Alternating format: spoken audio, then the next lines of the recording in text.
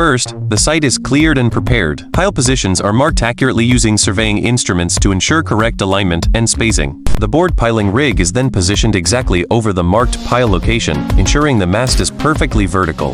Drilling begins using a rotary auger. Soil is removed gradually until the required pile depth is achieved. In loose or unstable soil, temporary steel casing is installed to prevent collapse of the borehole.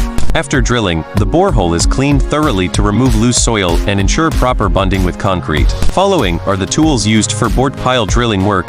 Core barrel is used for rock drilling for end-bearing piles. A prefabricated reinforcement cage is carefully lowered into the borehole to provide structural strength to the pile.